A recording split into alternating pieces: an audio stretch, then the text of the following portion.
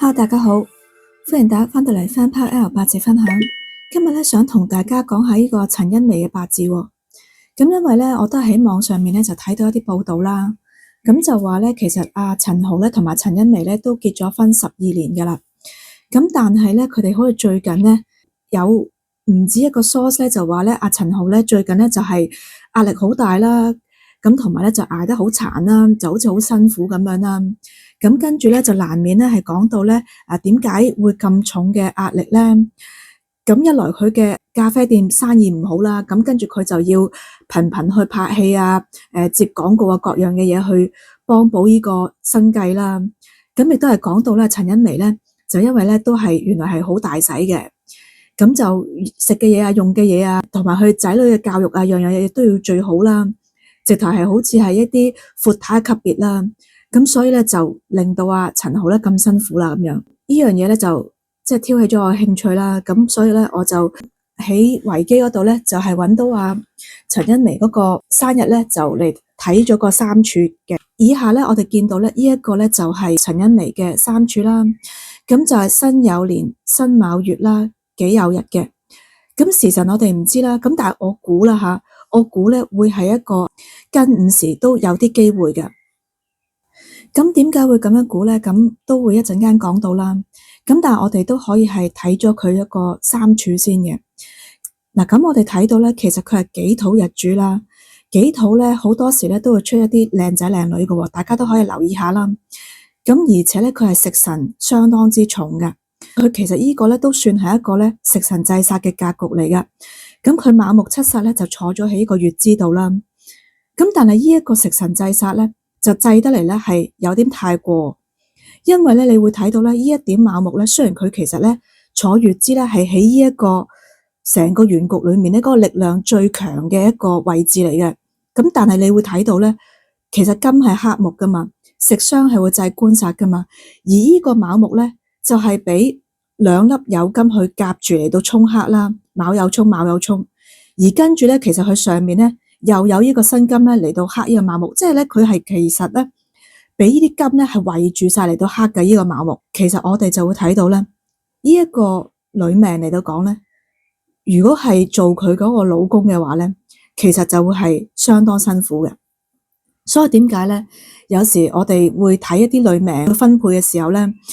即係如果喺舊時代啦，咁就係會啲食傷好重嘅女命啊。或者係啲印星好重嘅過重嘅女命咧，都係唔會喜歡嘅。咁其實咧最好咧，當然就係咧有大財啦、財生官啦，叫做好似生旺到個丈夫咁樣啦。又或者咧佢本身咧係官星好強旺好重嘅，但係佢有一粒印星，咁就係做到官印相生。咁樣咧佢呢一個女命咧，因為佢係會用印咧。咁我就更加咧係會有一個家庭觀念啦，就更加咧係會願意咧係為咗呢一個家庭啊，為咗自己嘅丈夫啊去付出啊咁樣啦。呢啲報道都講到啦，阿陳茵媺咧原來咧佢係屋企咧本身就已經係有錢女嚟嘅，其實佢喺加拿大咧個環境咧即係自己原生家庭咧就相當唔差啦。咁而佢一向咧都係已經係非常之有生活嘅享受嘅要求啦，細個已經係咁噶啦。咁去到結咗婚之後咧，佢一樣係好注重佢嗰個物質啊生活嘅品味啦。咁呢度我哋又會可以睇到嘅，因為尤其食神咧，食神同傷官咧仲會有啲唔同。傷官咧佢嗰個性格咧係會比較外露啦，會尤其係傷官重嘅時候咧，就會係比較反叛啲啦、叛逆一啲啦。而食神咧福祿之星啊，咁佢其實咧食神本身就係主呢個福祿享受嘅，所以咧如果佢一個大食神嘅人咧，其實佢肯定係咧會喺個生活品味裏面咧係好有觸覺，係好有要求嘅。咁尤其是佢呢啲食神咧係帶呢啲文昌學堂啦，就更加咧係有一種藝術性質。咁即係話咧佢嘅生活咧就要係咁有藝術氣息嘅。咁你話就係呢啲通常都係咧要用錢嚟到鋪成噶啦。咁點解我會估佢係一個庚午嘅一個時辰咧？如果佢做唔到重二格嘅時候咧，佢都係會用呢個正格嚟論咧，咁佢就會係身弱啦。咁身弱就要用印。咁如果佢咧係喺呢個時柱裏面咧冇一點印星嘅話咧，咁佢似乎咧成個格局咧就落唔起啦。咁佢亦都唔會咧係成世人咧，其實佢咁順利啦，就係細細個亦都係有錢女啦，跟住嫁到阿陳豪都唔差啦。咁佢喺 TVB 度由選到港姐冠軍，去到一路去到收山，即係嫁人啊收山啊，跟住去到生仔女，全部都係好順境嘅。佢喺 TVB 度又好似冇乜捱過啲咩鹹苦，有一個一二線嘅花旦，又係好平平穩穩咁樣拍劇啊，又有人識啊，又受歡迎啊咁樣。咁所以佢其實成世人都好順嘅。咁我覺得咧，佢應該就係咧會喺一個時支裏面咧，肯定係會有一點佢嘅撐住佢嘅一個印星喺度。咁尤其咧呢個五火咧，亦都係呢個己土嘅一個六神啦。咁啊日祿歸時啦，咁變咗成個八字咧，佢就係能夠咧食傷咧，就對於佢嚟講咧就唔會咁危害。咁所以咧，亦都可以睇到咧佢個家庭背景，因為咧我哋睇到雖然咧佢係好似啲食神啲金太重咧，就擺咗喺呢一個月柱有金克木咁樣啦，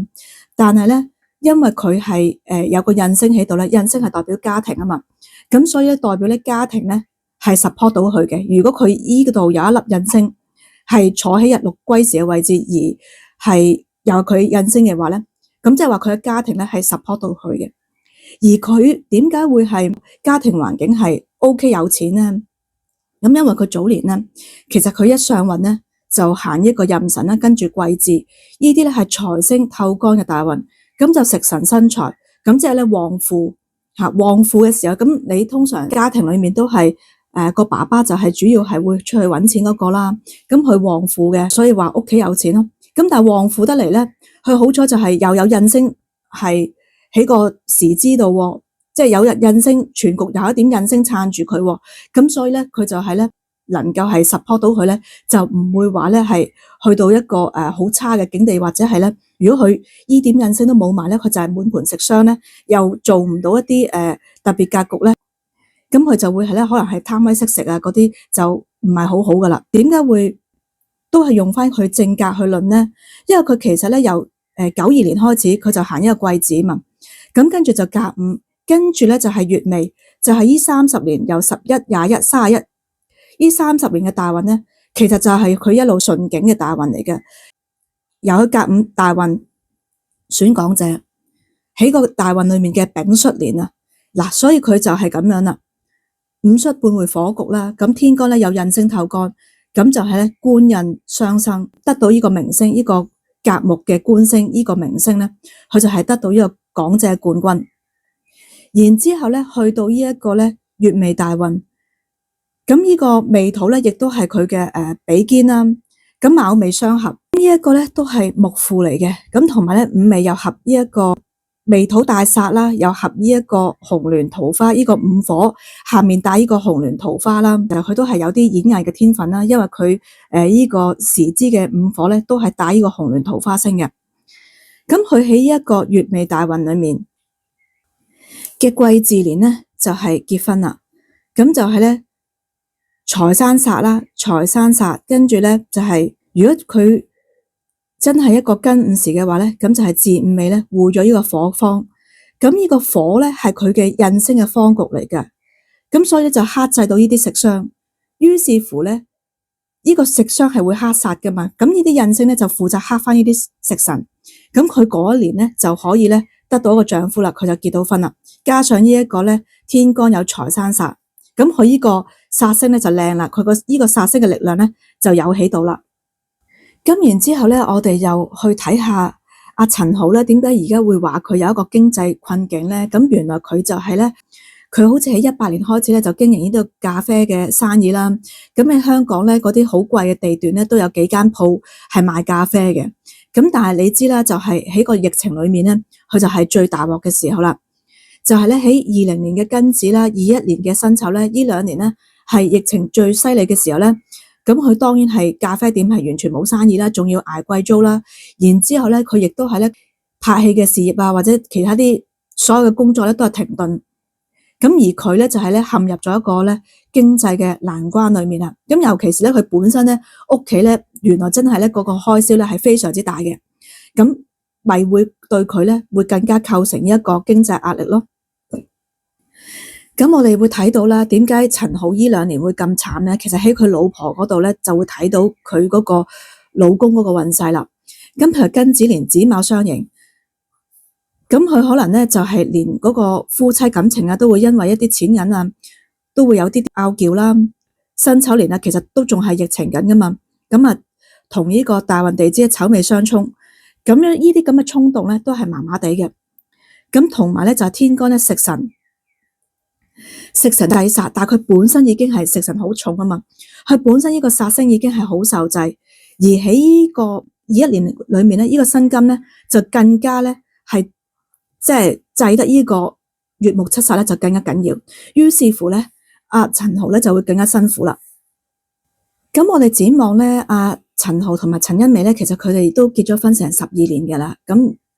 仔女都有3個啦。咁都係一個好穩定嘅家庭嘅，咁但係會唔會喺未來裏面咧係都會有啲變數咧？咁其實咧對於佢嚟講咧，最緊要咧就係個印星要喺度，